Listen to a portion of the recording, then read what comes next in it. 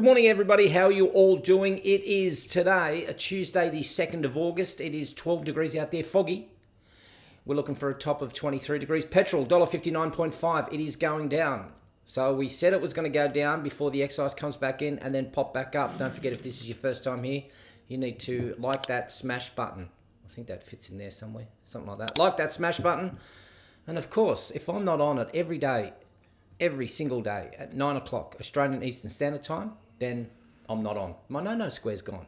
People, let's not waste any time because I've got too much to talk about. I want to introduce you to my my favourite guest here. My favourite one.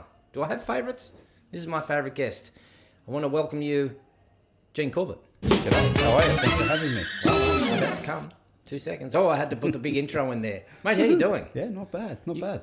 Came all the way up the highway? Yeah. I tell you what, it's easier to pass a kidney stone than it is to get from A to B around Queensland at present. It's terrible, isn't it? So how long did it take? You said you left at about 6:45. 6:45, got here about 8:40, I think it was. And normally, if there was no traffic, it was middle of the day, say it was like midnight. 45 minutes. 45 minutes. Yeah, I actually had the worst one. I had 4 hours.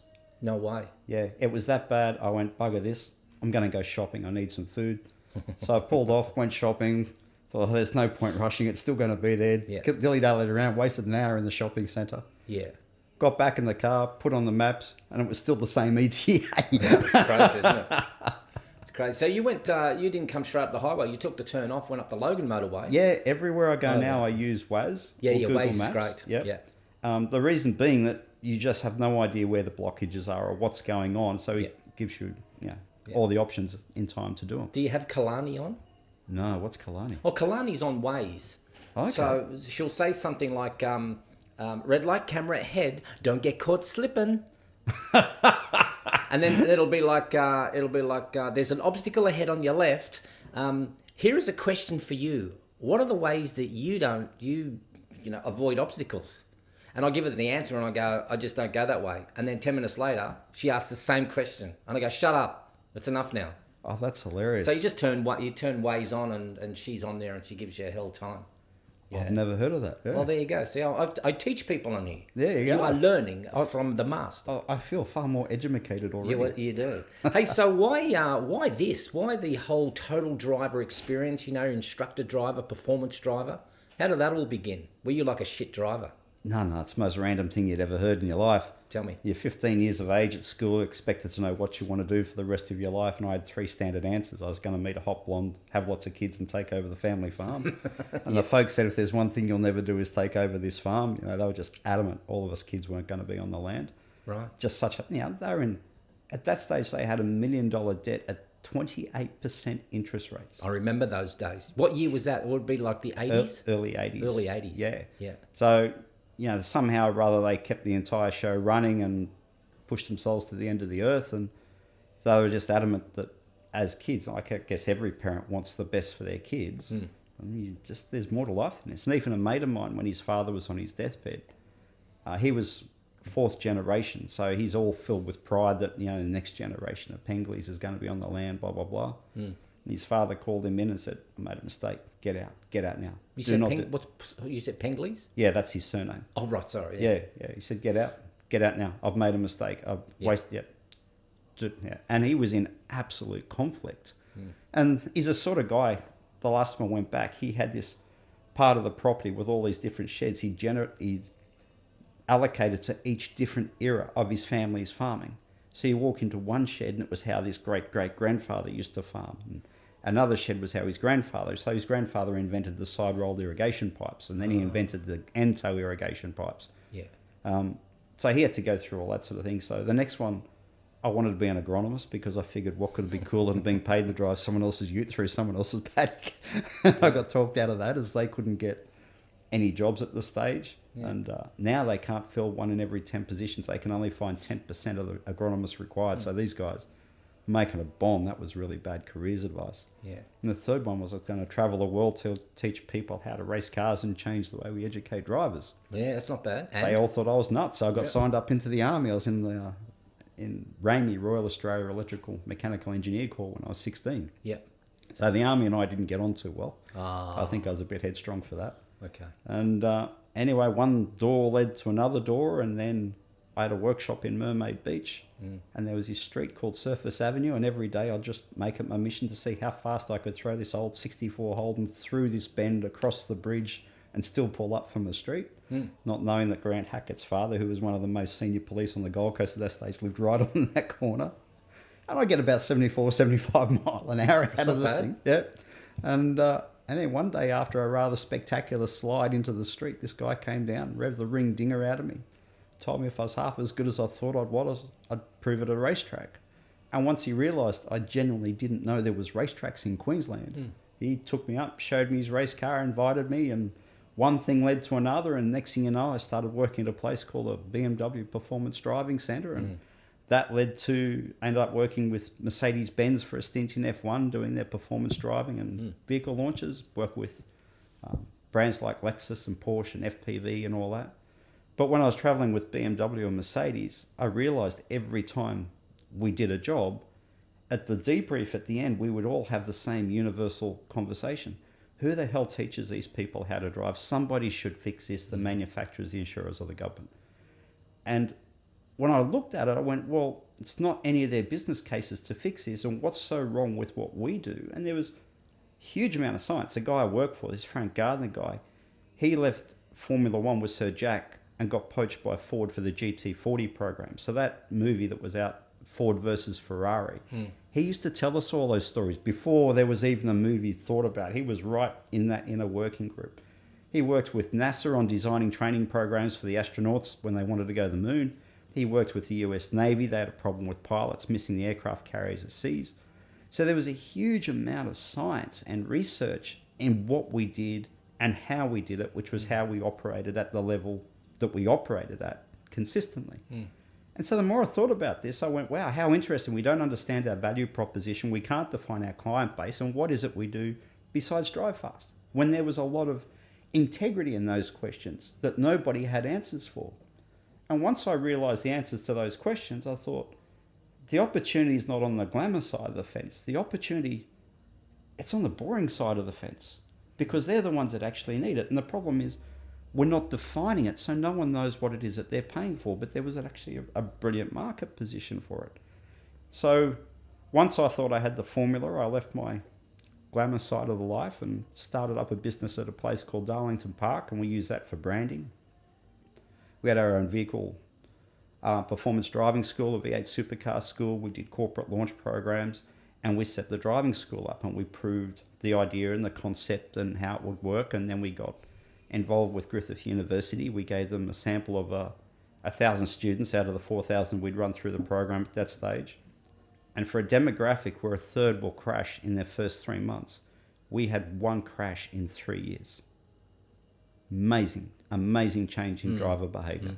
And it was all based on, it's the most dysfunctional industry you'll ever see. It's the only industry where the student's allowed to define the learning to drive process. The supervisor is self-appointed purely based on relationship without skills, knowledge or experience. The assessment process has got nothing to do with the real world activity, which is why they all pass the test and they all universally crash. And then we go and blame the participant that we trained. Yeah. It's insane. If you did that in any workplace, you would be shut down. So that's the problem we set out to fix. The road toll, it doesn't have to exist. The families don't have to be broken. We had a guy, Dr. Tom McCaskill, do a hypnosis on if the program was rolled out in New South Wales, and that stage, we could claim a 90% reduction in post-license crashes. If we only went for a 25% change in driver behaviour, it would save the state $1.2 billion a year just doing that as a user-pay system. So that's why I set up Total Driver. It's interesting you say driver behaviour. Do you think the behaviour's already built into the person's psyche? Once they have a taste of driving fast, being able to, take shortcuts, drive, you must have, when you were driving up today, foggy conditions. Yep. Was it foggy conditions coming up? Halfway up, it turned into a bit of a foggy tea soup, yeah. Do you see, even along the way, do you see, what the hell are you doing, mate? Why do you need to overtake me now? Do you know what the problem is? I actually didn't know this until we were talking to a guy called Professor Ian Glendon from Griffith University. And he said partway through the conversation, he's looking at me and he goes, "You have no idea what you've done, do you?" I went, Nope. He goes, it's called embodied cognitive skill. You've actually worked out how to retrain how people are processing information. And the graph that you see in terms of road safety, where the safest phase is in the learner's phase, and then it has this massive 3,000% increase in crashes spike, and then takes 3 to 5 years to come down. They call that the default. And the default means what happens if we don't do anything, which is horrendous. They know the problem and they're just choosing to ignore it because there's more money in having the problem than actually fixing it. So where the whole thing goes wrong is our natural process for managing threats and hazard information is perfect for our natural environment to walk and run. If you think about walking down the footpath and the concrete's broken, the first thing you do is you look at the threat, broken concrete. We don't want to get hurt. Then you look for a safe way around the threat, and it's not until you're beside or past the threat that you pick your eyes up and look forward. What really happened is you collapsed your big picture peripheral vision, you compromised your tunnel vision, and you reverted back to your close range of vision, which is how we read. And that's perfect for our biological environment. What changes when you put them behind the wheel of the car is you introduce speed, and our brain can't process speed. So that's why if you're doing 100 down the road and you slow down for 60 into a built-up area, it feels so slow that you think you can hop out and walk faster. And none of us can walk at 60 Ks. But before you realise it, 60 suddenly feels normal again. So the brain's constantly recalibrating everything back to its base to make sense of it. That's what goes wrong. So if the window of information is compromised, so instead of having a picture this big, you've now got a window of information this big, which means you're filtering out. They call it saccadic masking. It's how your eyes work. You're only making decisions on the piece of information you can actually see, not what's really there. And that's why the drivers believe that they're great drivers and they're making good decisions. And the rest of us, in a third-party perspective, we're all looking at that driver, criticising how they're making decisions. So if the window of information is compromised, the driving behaviour is compromised, and that's your crash.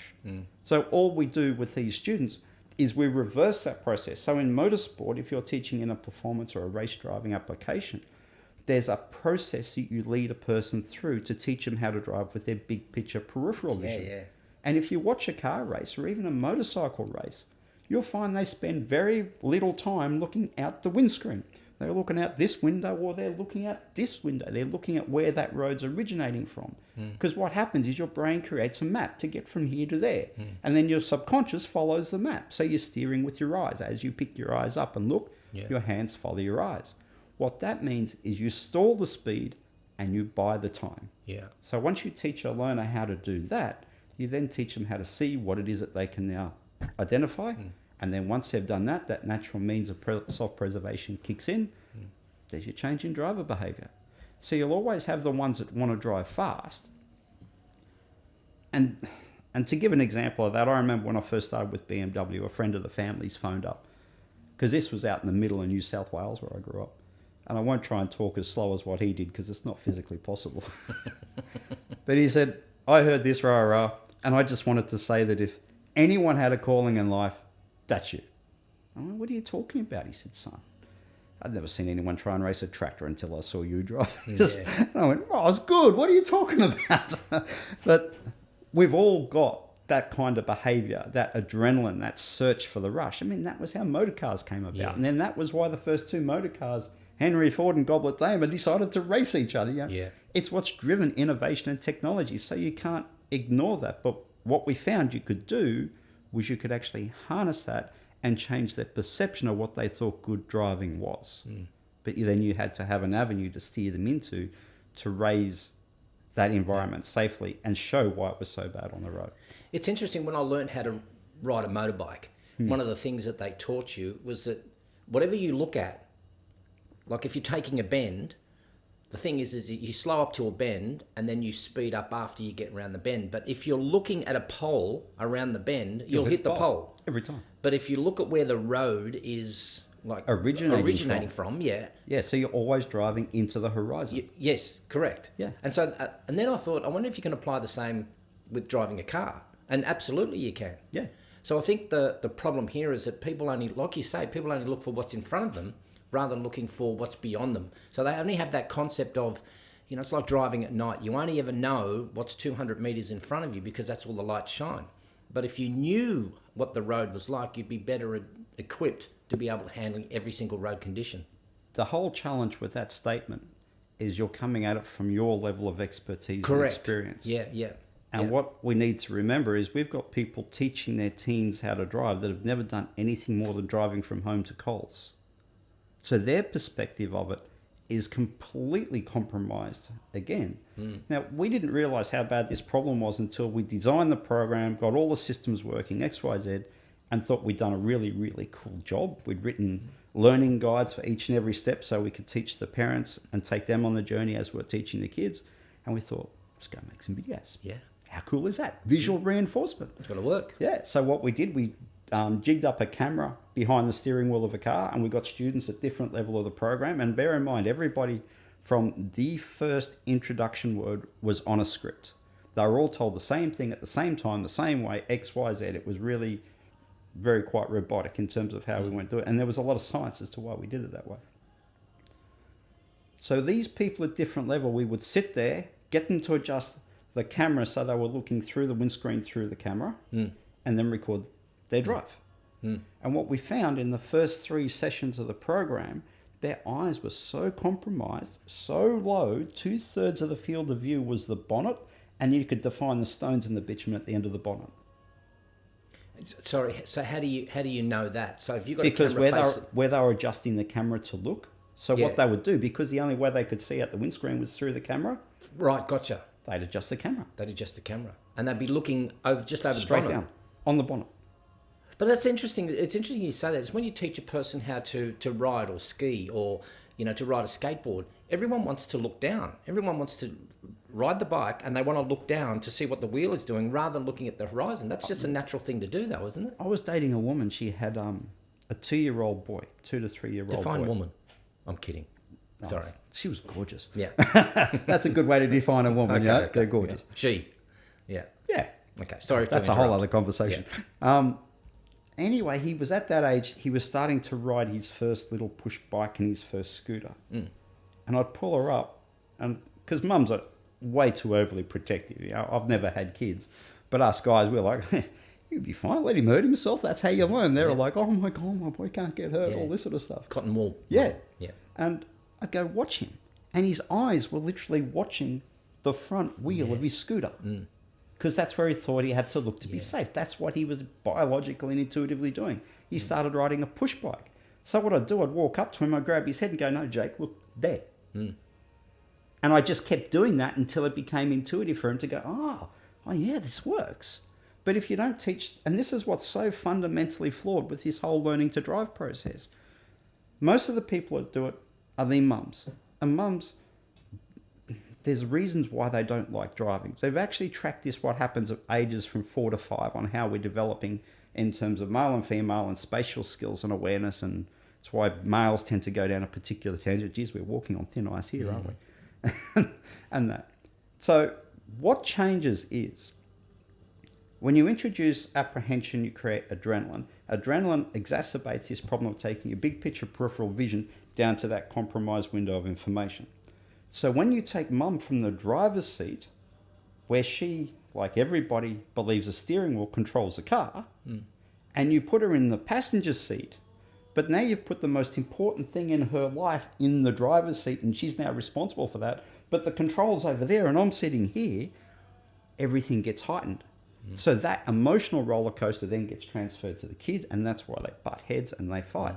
But no one's actually stopping to say, well, you need to sit a certain way. They call it postural stability. We need to use these muscle groups a certain way because we're going to anchor ourselves and make ourselves part of this environment.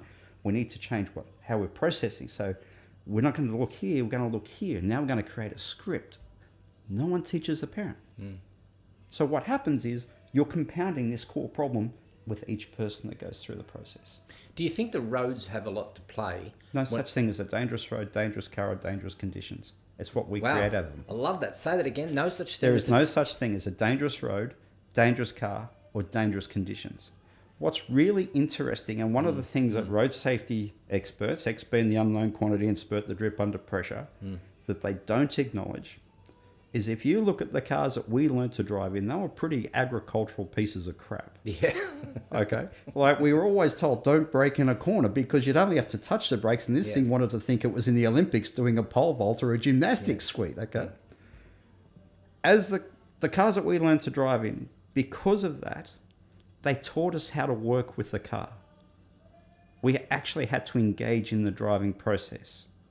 But today's cars, it's called NVH, noise, vibration and harshness, isolates the driver from all the information that made us slow down. So the car, they can't feel how the car's communicating to them about how much grip it's got or how much stability it got or what it's got in reserve. So you take the first problem, which is they're processing the information in a fundamentally flawed way. They've got an operational environment over here, like you've got a Mac computer over here and you've got an Apple computer over there, and the two don't operate on the same logic, and you're trying to take the operating system out of your Mac and putting it into your Android, and you wonder why the damn thing won't work or crashes. Good term. We've still got that fundamental failing in terms of not preparing the drivers, but now we're putting them into an environment where the improvement in vehicle engineering is isolating them from the information that made us slow down back in the day. But if you have bad tyres and you have bad conditions, then you slow down. Everything about driving is an equation of grip versus force. As good as our tyres are now, even when they're worn out, they're still so superior to the tyres from 10 years ago. Go and drive an 80s model Falcon, then go and drive a 90s model Falcon, and go and drive a brand new Mustang. And you'll be insane at the level of evolution in the car. It's the same with every vehicle that's out there. Go and look at the old FJ40 Cruisers that were revered and everyone loved them. First time I drove one, I hopped out and thought the tractor's more comfortable than this thing. It was insanely agricultural. Today's cars are so full of tech that we're driving a luxury limousine that also goes up hills and across beaches and tows our caravan.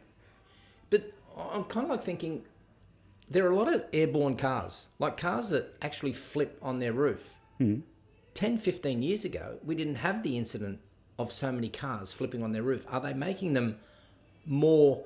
they're not crash resistant, they're more impacted on, they touch a curb and they'll flip and then they'll go airborne. 10, 15 years ago, the cars were so heavy that there was no way... Cars are actually a lot heavier now because there's so much tech in them. What's changing is the cars that were being driven 10, 15, 20 years ago, because they required more driver input, the driver was allowing more variables. So if you look at, we know it takes, or we should have a following distance of 2 seconds on the road, right? It's drilled in from the moment you're getting ready for your learner's test. But every time they do a study, the maximum following gap is less than half a second. The answer to your question is in that. So the reason the following gaps are so close when we know we should have 2 seconds, and the reason we need 2 seconds is we lose more than 2/3 of that in our reaction time alone. And then you've got a speed differential between the first and second car as they're closing in under that stop. So what I should expand on is the reaction time is from the moment that first car brakes, if it's doing 100, to when you see and it passes through the various cortexes and it processes and goes, oh geez, I need to stop. And it actions a muscle group and the muscle applies the brake, and then our car starts, that's about 1.5, 1 3/4 seconds. But what people don't think about is you've now got a speed differential where the front car might be doing 50 or 60 kilometers now, but your car's still doing 100, and you're going to lose the second part of that following distance, all with a variable in that speed differential. So if you look at the crashes were happening now, because the cars are so much better and the standard of driving hasn't improved, it's gone backwards, they're traveling closer. And then they're what they call overacting. So when a simple situation happens, it should just be a simple brake. They're trying to strong arm the car, and they're literally driving over the car. And it's that action as the wheels are climbing over the car. That's what's flipping the car. Right, gotcha. There's a comment that's just put here, Wally E. Coyote. G'day, mate. How you going? This is great information.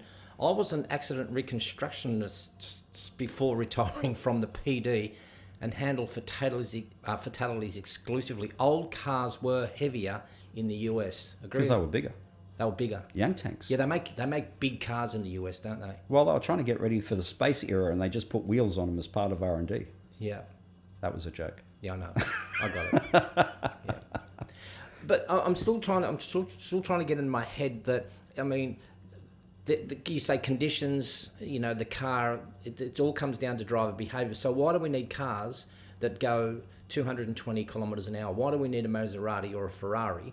Well, we need a Tesla to go onto a road that's not designed, here in Australia, that's not designed to do more than 100 Ks, 110 Ks. Why do we make cars that... Mark Scaife actually tried to do a big call to action to get government support for... Just quickly, Mark Scaife, for those people who don't know who Australian legend is. I wouldn't have called him a legend. Oh, but wasn't he? He was a multiple touring car champion, won Bathurst. He's a legend. Yeah, those guys are incredibly driven guys. Yeah. Anyone that operates at that level is the most driven, the most focused people you will ever have. They are singly focused on an objective, whatever that objective is. Yeah. And he showed categorically, they went all around the world, they researched driver training all around the world. And they came back and they were comparing the road for the Tullamarine Freeway compared to an Autobahn. And they said, this is actually as good, if not better than what the Autobahns are. There is no reason why this road could not be 130 kilometres an hour. Right. So all the politicians, instead of taking everything that somebody that actually understood what they were talking about was saying, twisted the thing around to say Mark Scaife promotes speeding and unsafe driver behaviour. Right. We get so focused on this every K over is a killer, but all it is a mantra for a really high cash flow business. They make billions a year out of the fact that they're convinced everybody that you are suddenly in the wrong because you might be doing 61 in the 60 zone. Correct. And the failing in it is if every K over is a killer, that's fine. If our base road limit is 50 Ks, then everything over that, 51, 52 is going to kill you. That's fine. But why can you do 60 here, 80 here, 100 here? In fact, the Northern Territory, which had our safest roads, was unrestricted. And then the Labor government came in and they put the restrictions back on and indexed it down to 130. And all of a sudden they're having fatalities. Do you know why they were having the fatalities? Because the locals knew that they had to get from here to here and a particular point in time before dusk. Because all the animals came out. Correct, yes. Well, when they slowed them down, they're now trying to drive through dusk, so they're having impacts with camels at 130 kilometres an hour, and that was what was killing them. So it's not the speed that's the issue. Everything about driving is an equation of grip versus force. That's the quality of your tyres. Grip versus force. Yeah. And the force is it's inertia. It doesn't want to stop, turn, or change direction. Double the speed, 4 times the force. And this is where it goes wrong again. Look at a car park and you hear tyres squealing in a car park. 20 kilometres an hour. Say, we'll use that as a bench rate, which is too high. But anyway, double the speed. That car now weighs 4 times as much. Say the car weighs 2,000 kilograms. It's now 8,000 kilograms. And you've gone from 20 Ks to 40 Ks. Triple the speed. It's now 9 times as much. That's 18,000 kilograms. And you're only doing 60 kilometres an hour, and you still only got those same 4 contact patches that you were running out of grip in the car park. So as the grip variable changes, and the grip's changing depending on the weather, as the weather heats up, the road surface changes, the grip factor changes. When it starts to rain, the surface changes because you've got all this crap on the road from, look at all the council buses that still emit their crankcase oil on the road. You know, ride motorbikes, you'd see it and smell it all the time. Mix that with a little bit of water when it's just starting to rain, it's so slippery, the grip versus force factor has changed. The inertia hasn't changed, just the grip the tyre generates. As your tyre wears, parabolic curve, around 2/3 wear, you can increase your stopping distance by 12 to 15 metres at 80 Ks, just because of the decrease in tyre performance. You adjust your driving to suit, but we don't teach people this. That's why I say there's no such thing as dangerous road, dangerous car, or dangerous set of conditions, because interesting, last night I was watching a documentary on the Ford V8. So back in Henry Ford's days where it was going to become a horsepower war, all the way back then, they all had 4-cylinder engines, and then Chevrolet came out with a 6-cylinder and was taking huge market share off them. And they were building V8s, but they were modular, they were incredibly heavy, very expensive, and only available in top range. He said, we need to have a cast block for a V8 for the masses. And then everything they went through to do that. But it was so astounding looking at how cars were made back then. They were literally a horseless carriage. But back then, that was state-of-the-art technology. The tyres, as agricultural as they were, that was state-of-the-art technology. Everything keeps evolving, but we haven't changed how we prepare the driver. So you can compare a car with worn-out tyres, worn-out shocks, and worn-out suspension, and it's still a high-performance, thoroughbred, international racing car compared to the old cars they were driving back in the day, which was normal for them. It's interesting. I go riding with Spook. He's a good mate of mine one of the things that we do when we go riding is that we say to each other, just ride your ride. So Spook's he's been, riding for, I think, since he was 18, 20. And so he's got a lot more experience behind him. He's got a little bit more confidence. And he might go at 130, 140 kilometres an hour on an open road. Whereas myself, I feel comfortable around the 110, down to 100. And sometimes, in a built-up area, I'll do 220. No, I'll do, 60 k's an hour. But I'm riding to my conditions. I'm riding to what I know what limits I have. But I think that comes with age. Because I think when you have a younger person, everything they can do is, I'm invincible. I know how to do it. But when you talk about the road conditions on a motorbike, there are impacts on road conditions that would cause me to have an accident. Even though I'm driving to my specific knowledge and condition, the road condition, if there's a massive pothole in there, or there is something like, wet weather, the condition, and with like you were saying, grease on the road and a bit of water on there. Tar snakes are horrific for motorbikes. Look at those, even those white lines. Those white lines on the wet, that's a death trap. But that's your grip versus force ratio. Yeah. All the way. So that's the condition, though. I didn't put it there. I didn't create it. But all you have to do as a rider is pull more speed back to get more grip than force. So take speed off. Correct. So just don't brake, but really. Correct. Just reduce the amount of force you're applying to the tyres. And that means the tyres suddenly have more grip for the force that you've applied. And it comes back to Top Gear did this thing, right? They got... Love Top Gear. Yeah, I think it was a Focus World Rally car that won the World Rally Championship. And then they went and got the brand new production version of the same car. So showroom car that you could go and buy through any Ford dealer. And they took the World Rally car and the show car to their test track and they ran them through a variety of tests. Do you know the road car outperformed the World Rally car on every simulation? Because? Because the level of engineering had progressed so quickly in automotive space that what was state of the art back here was now old. And that's why we get into trouble on the roads, because we're driving those products and they make us feel safe and they make us feel secure because that's the manufacturer's objectives. But when it starts to diminish, so this grip versus force, the tyre quality or the road quality, it's so subtle the driver's not picking it up. So they're still trying to drive along mindlessly doing their speed limit because we're told if we don't speed, we're safe. Yeah. But the grip has changed. And suddenly the tyre can't provide enough grip for the force the driver's got on the car. Okay, and help me out with this. Help me out with this. I'm now driving on the road and we'll talk about your accident that you had not that long ago. But I'm driving on the road and I feel the car now going to lose control. Like I can feel it. And I think I might be confident enough to be able to correct it.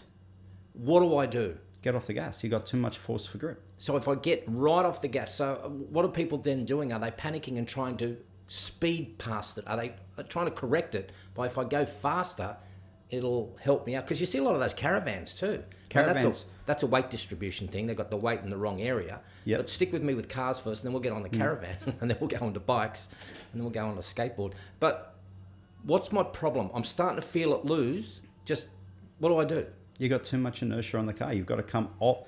What you've got to do, if everything is force versus grip, 4 contact patches, and you're shearing those contact patches, remember I said inertia doesn't want to stop, turn, or change direction. It just wants to go straight. Yeah. Your road might be deviating one way or the other, right? So this force is pushing you in this direction. The crash happened 200 meters up the road. Yeah. Because you weren't adjusting the car for the change in the environment. Now you're trying to minimize the consequences of that change. Yeah. So if the tyres already exceeded what we call the grip threshold, so a scale of 1 to 10 means you're running out of grip up here. So you're operating at a point where the force on tyre is so high, it's sliding. So when you teach performance and race driving, you've got the car operating like this. You're actually teaching them to steer by losing the back. You rotate the back off the front and you're using the back to push the front where you want it to go. Then you're coming back onto the throttle to load the tyres up. I have no idea what you just said. Anyway. No, seriously, I don't. I'm trying to think that, okay, I'm down the road, but I know what you're saying is that I'm trying to get the back. No, you're trying to stabilise the entire thing because the tyre, you've already used, on that scale of 1 to 10, you've already used every ounce of grip the tyre has got. And now you're going to ask it to do more when you brake. It's got nothing more left. It's like a waitress that's so loaded up with plates trying to clear the table, Yeah. and somebody says, "Oh, you can take mine while you're at it," and that Yeah. one plate on top of her, Yeah. everything fell Crashes. off. You've taken the tyre right to the limit of its performance, and it's got nothing left. And the only thing you can do to get grip back is reduce the load that you've put on the tyre. And the only way you can do that is to come off everything gradually, reduce the force. And the only way you can do that is by easing off the accelerator. Okay, so I'll ease off the accelerator. What do I do with my steering? Basically, you pick your eyes up to where you need the car to go. And remember I said your eyes steer the car, your hands follow your eyes. Yeah. And you're just so subtle on the car. You just keep the wheels pointing to where you need the car to go. And you keep trying to reduce that force until you've got more grip than force. See, the interesting part is, when I was doing what I did in that former life, I could teach you how to make a car dance at well over 200 Ks. But I can't teach you how to control loss of control. And the situation we're talking about now is loss of control. So all the information the vehicle was giving the driver to get to that point, the driver hasn't seen it, hasn't heard it, hasn't taken it, and now they're in trouble. And now what you've got to do is start unpacking that thing one by one till you can get your grip back. If you don't know how you got there, how do you teach a driver to unpack that? On a racetrack environment, the driver spends so much time, and the team spends all this time understanding every idiosyncrasy of the track, of the car, of the tyre, of how it's going to work and where it's going to react and how it's going to jump and all that sort of thing. So when the driver oversteps that mark, they know exactly what to do to bring that back in. On the road, when it happens, there's no preparation, there's no team behind you, there's no knowledge or understanding of what you even did wrong, and then everything the driver tries to do to regain control compounds and causes loss of control. So the car's starting to move like that, as you were saying. Driver panics, hits the brakes. Tyre's already overextended in grip. You've asked too much of the performance. And now, like that waitress, you've just gone and got a whole stack of dirty plates and gone, "Gee, do that while you're at it." And the whole thing calls it quits. So what you're saying is that I notice that there's an accident ahead. You come off the throttle I've come off away. my throttle, but then I'll notice that the car in front of me has hit the brakes. Then you're already on the brake. And I don't want to hit him. But you're saying I'm just tapping the brake, so I'm slowing it down without applying pressure to the brake to lock it up.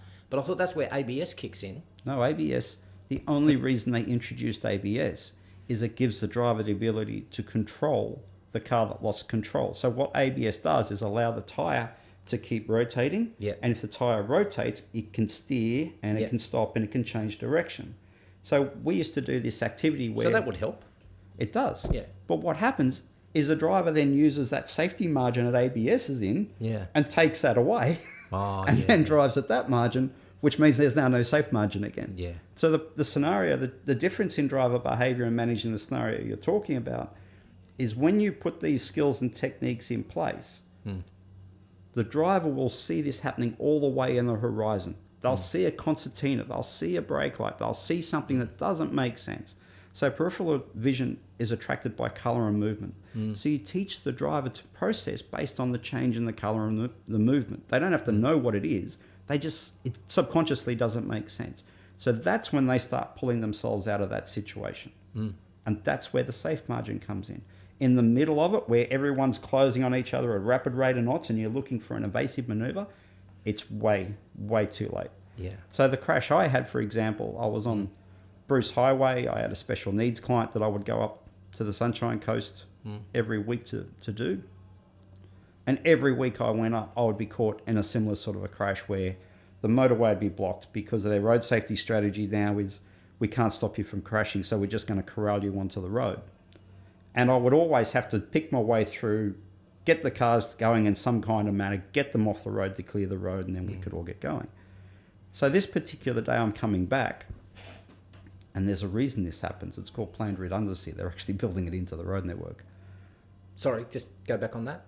Planned redundancy. Planned redundancy. It's how they're building the road network. So they know when they go to build a modification to a road or a road, they'll turn around and they say, in 5 years' time, we think the population's going to be this. We're going to build a road that only handles that. But their population means that when they do that, because of the time it took to build the road's already at max capacity before they've even opened the thing. That's why things in the States are different, aren't they? Correct. They build the roads differently over there. Well, a And politician... not so much in the UK. A politician said to me, they haven't built brand new roads in the US for X number of years.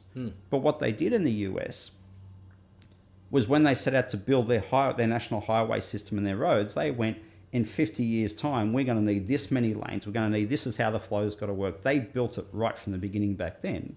Whereas the philosophy we're using out here is we'll patch it up as we go. So the roads are at capacity before you even blend the next line of traffic from the brand new estate in. And just like a bottleneck effect, if you had a bottleneck, turned it upside down, the flow is limited to this, but you keep pouring more volume in there, and then you got this other factor going on behind that as well. So the crash I was involved with, I saw the traffic slowing down really quickly. I was watching the mirrors anyway, I knew where everybody was, so I positioned my car and I started to brake to warn the driver behind me. And then I went looking for an out option, but I had no out option because the safety rails were on either side of the fence. The lane beside me was blocked, I couldn't go left. There wasn't enough room to go right, so if that fence had have had a decent margin, I could have just straight up the inside of everybody and not got caught up in the crash. So then I started, once I had the person behind me under control, I started watching the people through her window to see what was happening back then, and no one was stopping. And I basically, I just knew it was going to be a big one from that time. So she got hit so hard, her car was airborne, rotating through the air when it hit me. Now, I still had enough room and margin, XYZ, to not contact the cars in front of me. But the whole problem was that the road safety strategy they built the road with meant A, we're all corralled into an environment, B, it was all congested, it didn't allow for an introduction of new flow from the new suburbs, which is basically what causes this stop-start concertina effect. And it doesn't matter who you are or how good you are, our mindset is we're doing 100 kilometres an hour. It's not supposed to stop dead. If you had a motorsport event that did that anywhere in the world, you would be shut down by the FIA. It is blatantly unsafe. But that's how they're engineering our roads. And that's why you're seeing even big trucks getting caught up in this. Because our brain can't process speed. So we don't identify with when the traffic is slowing, whether it be remotely or aggressively, until it's too close and too late. That makes sense of a lot of the crashes that you see on these motorways now. It's why people like heavy vehicle drivers are getting caught up in, because they physically can't stop in the time frame. It's why when cars are parked on the side of the road, they get hit because the driver's eyes are so low, they see the next set of taillights and don't register that it's not in the main lane, it's in the park lane, and they just drive to the taillights. It's not until they're right on top that they realise it's too late. So that was how my crash happened. It wasn't that I didn't see it, it wasn't that I wasn't reading it, it was that the people around me weren't doing that, and I wasn't provided with a way out. I was corralled in by a road safety strategy, so I became a part of somebody else's crash, whether I wanted to be there or not. Yeah, you just you're part of the problem, or not part of the problem. You're part of the effect. Correct. So somebody else had caused it. There was nowhere else to go. Cars behind you, in front of you. It was still an avoidable crash. Yeah.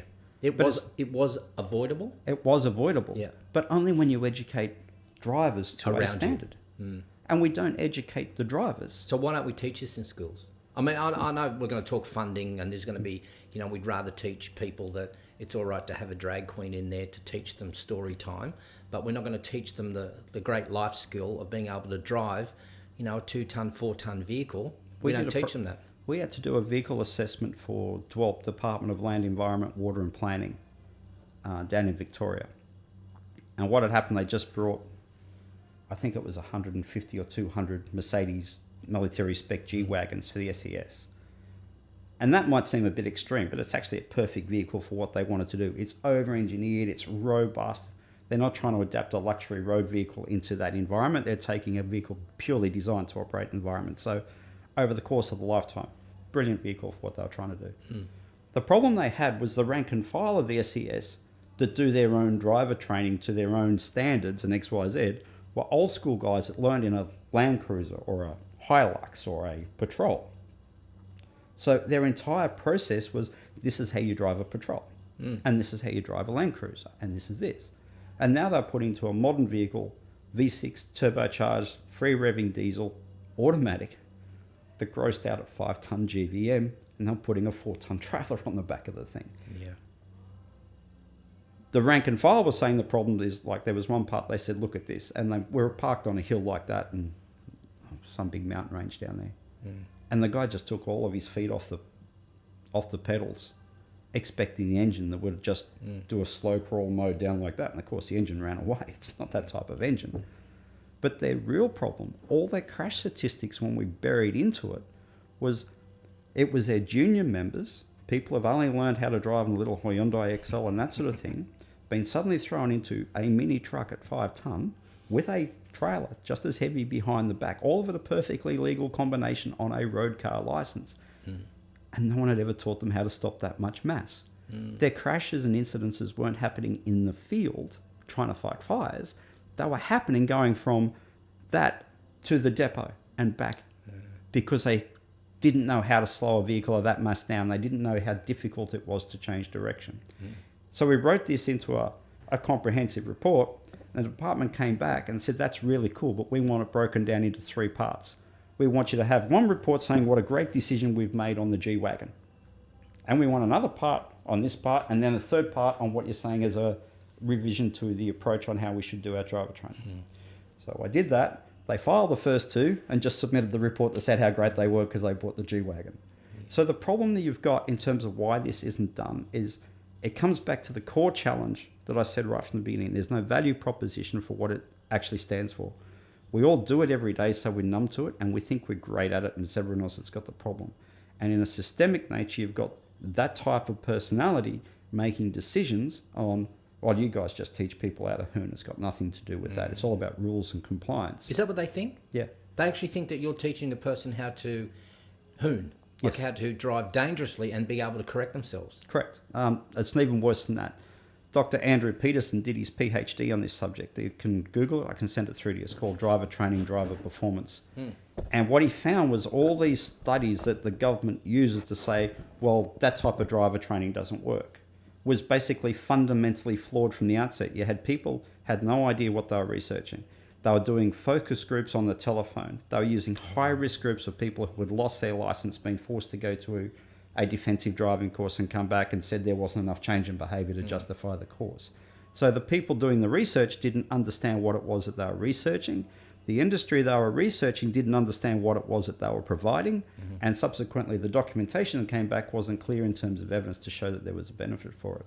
So your entire education system crashes around that, but no business is allowed to operate that.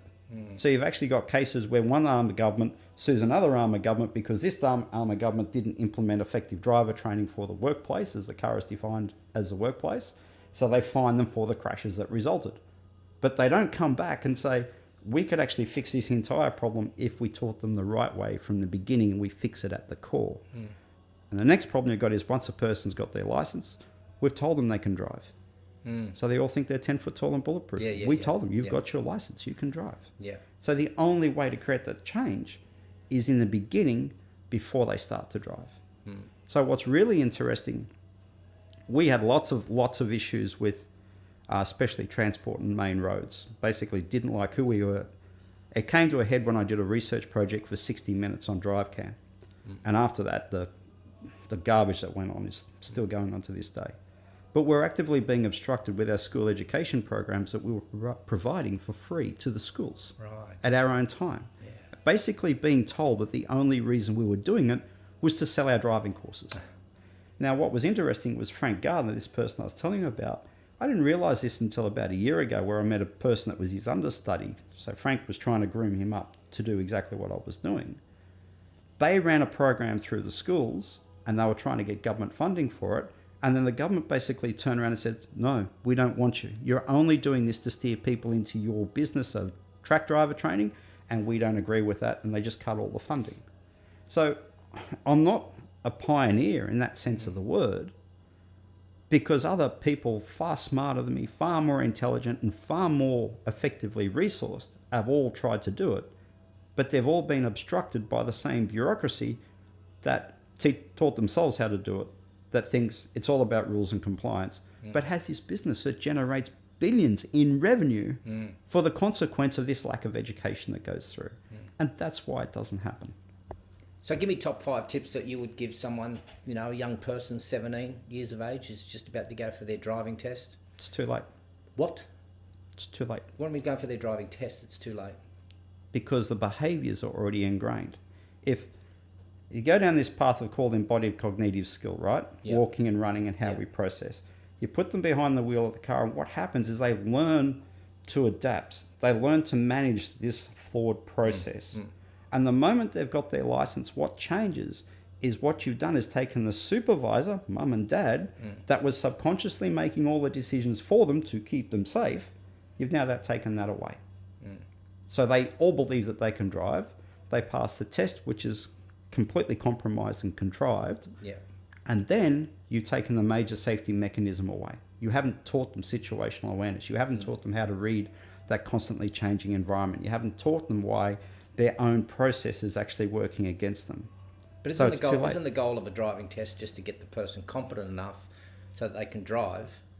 But if you go back to the analogy of a PC and a Mac, it didn't matter how many times you tried to take the motherboard out of the Mac and put it into the PC or vice versa, it would never work, would it? And even if you had some degree of skill that you could kind of get it to boot up, and it would still keep crashing on you, wouldn't it?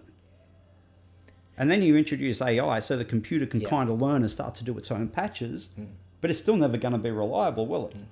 Well, that's how you're teaching drivers. Well, I don't want to deflate a kid's future in driving, because I don't want to turn around to that person. He's going, I can't wait in 6 more months. I'm going to have my license. I'm going, mate, it's too late. Start from the beginning. Start from when they get their L's. Everything you do after that it's a patch on the problem. So we often get a lot of people that come to us because they want 1 or 2 lessons to pass a test, and I won't do that. Right. We'll give them an assessment, and I actually do it for free because it caused that much grief once.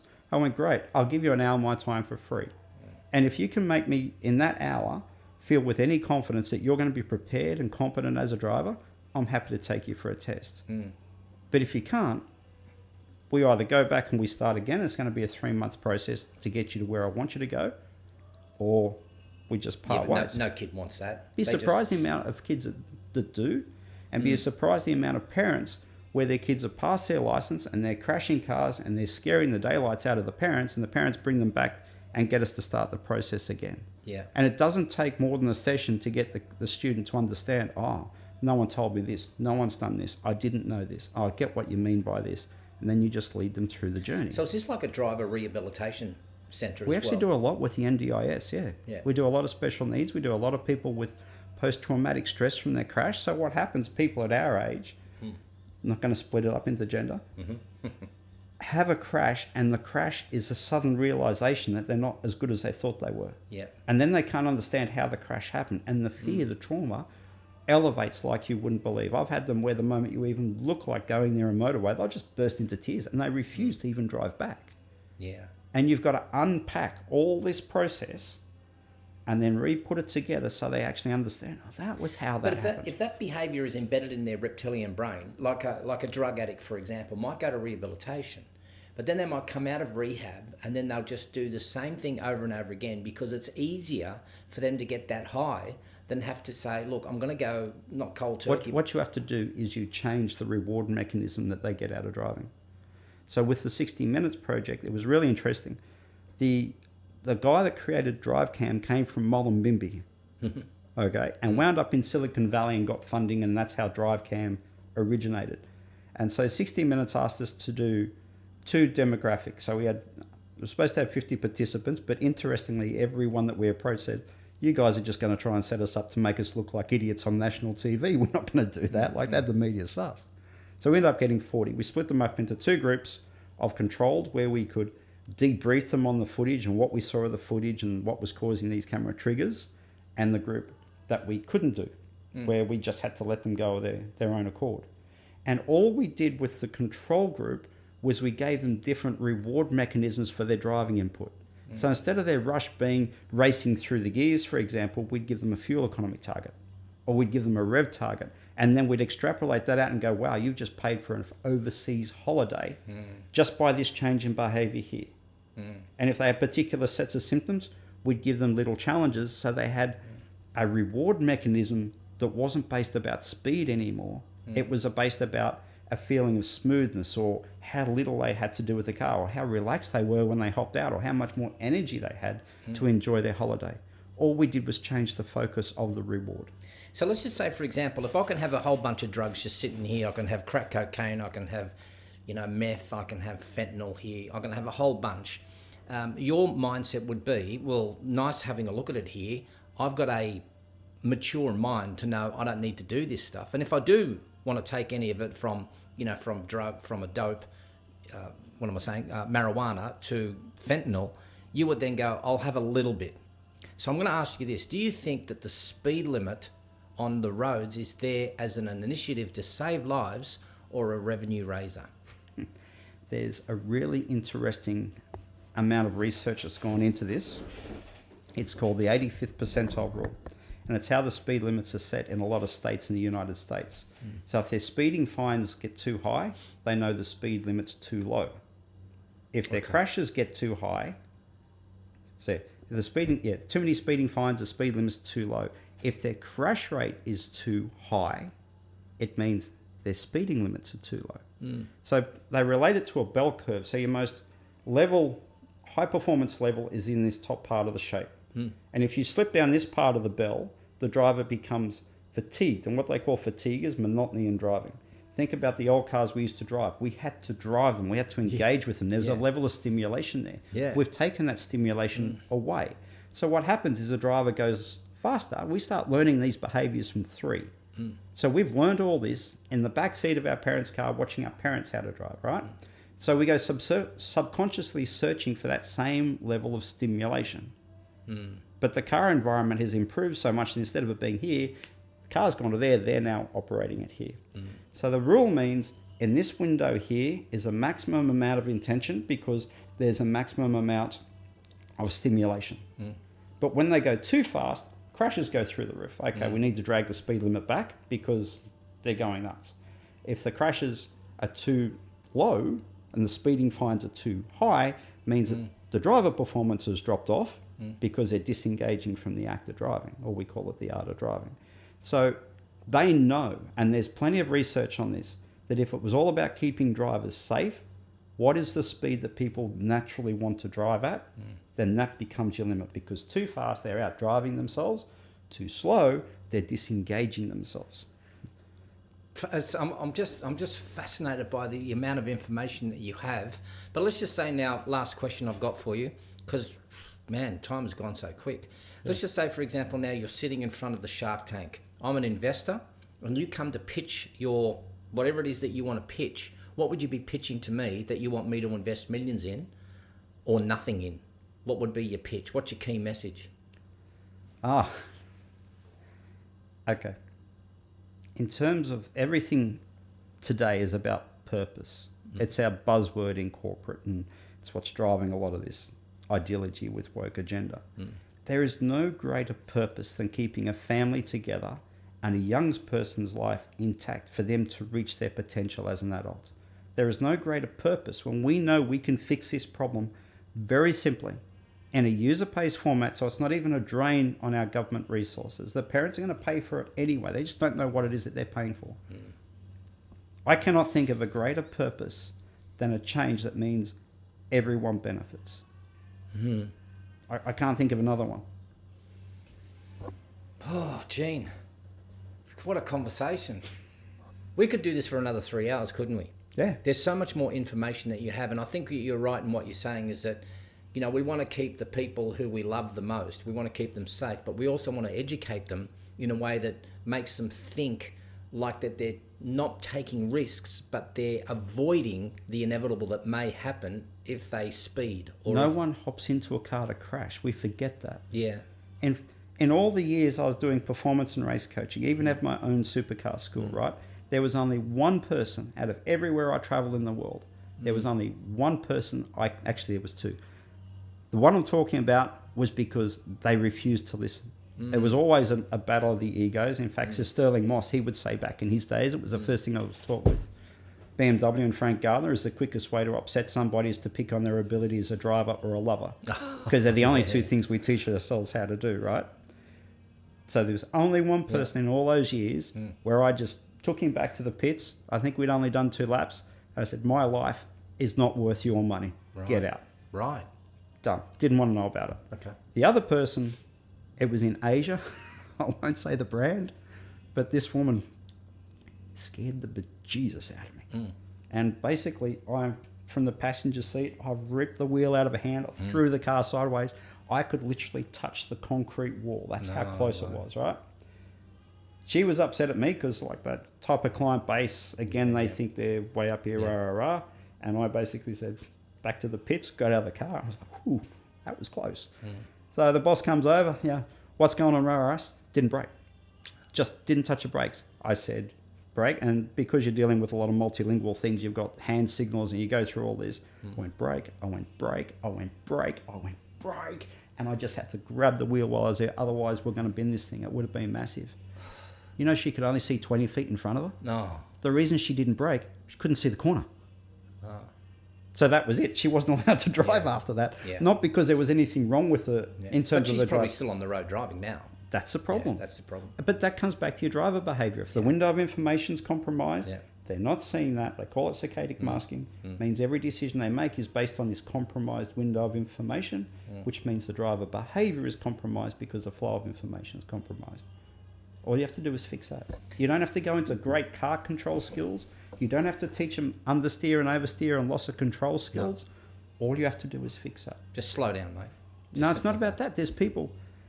So what's happening, you made an interesting comment. I know we're going over time, but the difference in your riding behaviour compared to your mate that's younger. Yeah. What we found with the older people was the process that we had to lead the teens through to teach them how to change all this because of how they were wired. As we're aging, our body's going, oh, you don't need to do this anymore, but you don't need to do this. And that the brain is turning all these things back off. So when you do the age type driving, all you're really doing is highlighting, remember how you used to look here? Yeah, but now remember how, You're not trying to reinvent the wheel because this process happens so gradually they don't realise. All you're trying to do is help them understand how far that's gone back. So the learner starts here, the age starts here, and they're coming back here. You're improving this, but this part's decreasing at the same time. Who's not teaching? Who's teaching the teens when mum can't do it? Grandparents. Last comment here I've got here. Shadow Man says, keep your eyes on the road and your hands on the wheel. No, that's a great song, but it's a really bad analogy. You don't look at the road. You don't keep your eyes on the road, like the road ahead maybe. No, not on the road where it's going to. Well, you don't look at the road because it creates a hypnotising effect. Remember, Shadow Man, you're wrong. Why do you think AI can't work in cars? Even Elon Musk has said he's raised a white flag with self-driving technology. This is far more complex than what we thought. Yeah. The problem is that the flow of information is so high that it creates fatigue. And the more you look down, the faster it's happening, the harder they have to work mentally to keep up. Why is it a person can do 40 hours a week in their workplace and can't drive 2 hours up the road for their holiday without crashing? Yeah. Fatigue. Because of an overload of information. So all you do in the race driver application is their visions come so far up that it takes so much time to get to that reference. Ignore the speed. It takes time. That slows down the window of information. We call it stalling speed and buying time. And the moment you teach somebody to do that, that's how your interstate truck drivers do their job without crashing. Short answer on this one here. Okay. I don't know if you can do that. I showed a clip, or not a clip, but it was just a news item that a Holden Barina was clocked at doing 162 kilometres per hour. Is that possible? Yes, it is. And the answer to your question on why do we have cars that can do 200 kilometres an hour? Because they're so efficient. The old cars, I remember my old lady was going to Forbes one day and she had this old XR Falcon topped out at nearly 90 mile an hour, 88 mile an hour, something like that. Anyway, she turned to the old man, because I was pretty proud. Oh, we're doing 80 mile an hour. How cool is that? And she goes, our car was doing it easy, had nothing. Turns out it had 1 mile an hour left in it. All right.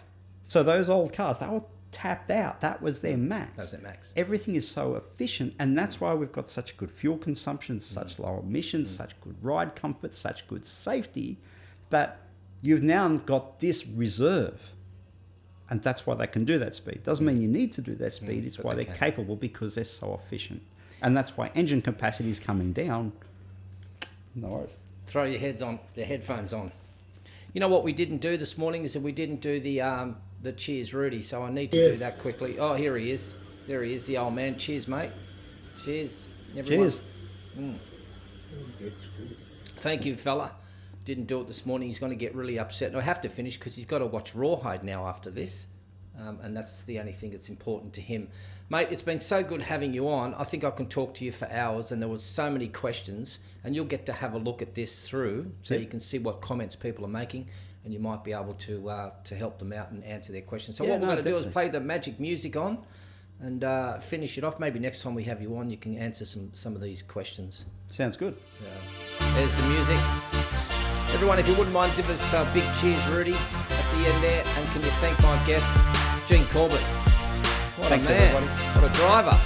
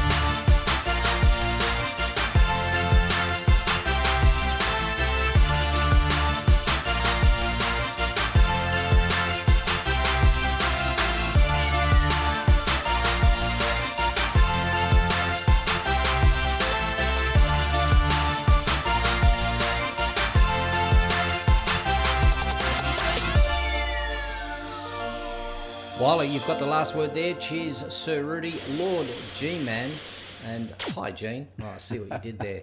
Very funny.